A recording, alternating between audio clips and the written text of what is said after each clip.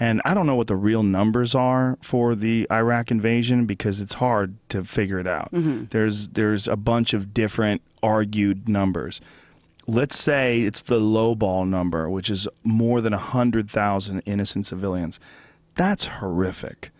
It's horrific to think that that's the lowball number, and the highball number is somewhere around, I think, 2 million. You're going to have Sam Harris come on right after this and Sam is big on the lowball numbers. Well, here's the problem, and I'm this is all I'm going to say about Sam, and because I know that you offered the debate, and I really appreciate that, and I really appreciate you offering that, because I know that we've been going back and forth on Twitter and shit. What have you gone back and forth with him? Oh, like about? he actually wrote.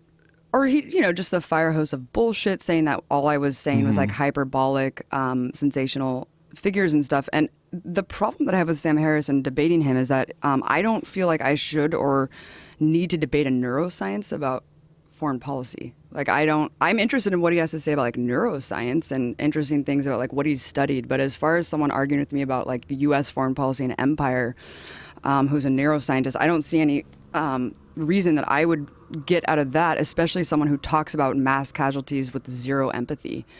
Well, I'm not talking about it with zero empathy. I think what he's trying to do is like a stone cold killer. Well, he's trying to be objective about the numbers and not interject emotions with it. Totally. But don't you think that he would say, why would I talk to someone who's a reporter about foreign policy? No, journalists I think are much more credible than just like scientists who are just jumping in the mix, new atheism movement, and just being like, let's have a giant debate all about Islam. I just don't get it. But I mean, the information, like information is kind of available to anybody in this day and age, right? It's in what he is. Maybe he has a degree in neuroscience and he is, a neuroscientist, but really he's an author and he researches things and he talks about things, and agree with him or disagree with him in the way he presents the numbers and the way he's presenting this argument. I think there's a lot of debate as far as how many people died over there. Yeah, but well, even here's the low number. Here's the problem with him is that he's basically, he nitpicked all my numbers saying that they were huge, but all he did was basically cite official casualty count numbers from the Pentagon. It's like, do you think that's the fucking accurate number? That's way worse, going to the lowest ball number of casualties and saying he cited some other people as well. And the high number that he was citing, I think, was around 200,000. Right? Was that? I don't remember. Yeah. I'm not good at recalling numbers. Yeah, I just think it's funny that that's what he hammered in on, is me basically blowing up the numbers when he basically went to the most extreme small calculations that have been determined by military personnel. when basically the General Dempsey said, we don't do body counts. That's what he said during the Iraq War. We don't do body counts.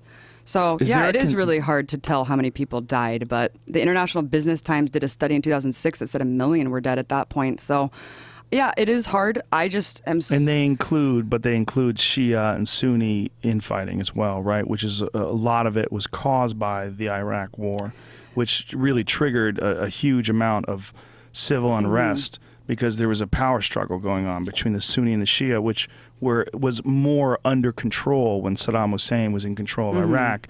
That is calculated in that casualty figure that's talked about.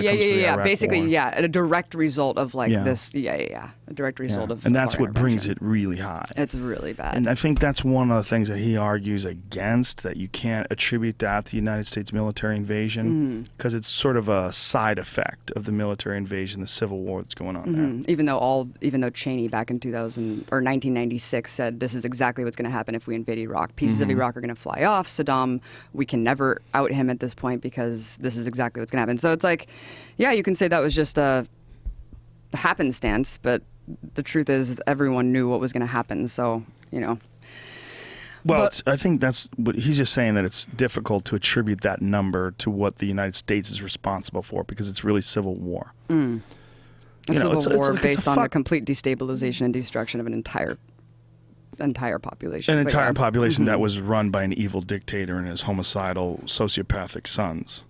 And? Yeah, I mean, it was all gross before that, too. I mean, more people are dead now, but it was gross then, it's gross now. That whole part of the world is terrifying.